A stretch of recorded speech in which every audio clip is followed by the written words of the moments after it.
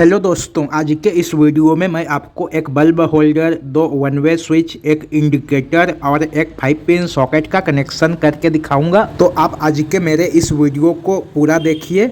चलिए अब मैं इसके नीचे के बॉक्स को साइड में रख देता हूं और आपको इस बोर्ड का वायरिंग करके दिखाता हूं। पहले हम इस बोर्ड में फेज का वायरिंग करेंगे दोस्तों।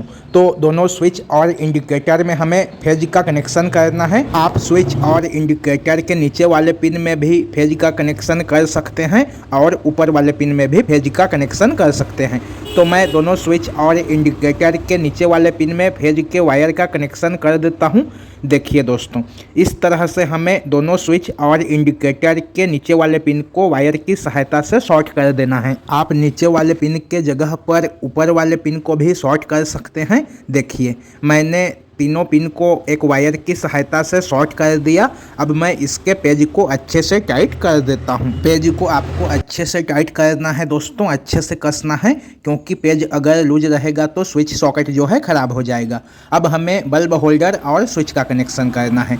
तो मैं इस वाले स्विच के साथ बल्ब होल्डर का कनेक्शन कर देता हूँ।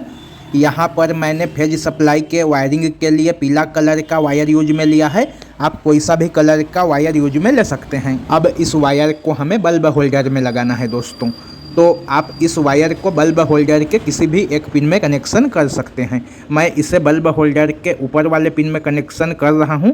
आप इसे चाहें तो नीचे वाले पिन में भी कनेक्शन कर सकते हैं। अब देखिए, अब हमें इन दोनों का कनेक्शन करना है। देखिए दोस्तों, इन दोनों पिन में हमें वायर का कनेक्शन करना है। तो मैं एक पीला कलर का वायर और ले लेता हूँ और फिर इसे स्विच के ऊपर वाले पिन में कनेक्शन कर देता हूं। अब इस स्विच से जो वायर निकलेगा उसे हमें सॉकेट के एल वाले पिन में कनेक्शन कर देना है। सॉकेट का एल वाला पिन जो होता है वह फेज सप्लाई का होता है दोस्तों। तो हमें इसे सॉकेट के फेज सप्लाई वाले पिन में कनेक्शन कर देना है। अब इतने में जो है हमारे इस बोर्ड में फेज का वायरिंग कंप्लीट हो जाता है। अब हमें इसमें न्यूट्रल का कनेक्शन करना है। तो बल्ब होल्डर, इंडिकेटर और 5 पिन सॉकेट, इन तीनों में हमें न्यूट्रल का कनेक्शन करना है। देखिए दोस्तों, तीनों का एक एक पिन खाली बचा हुआ है।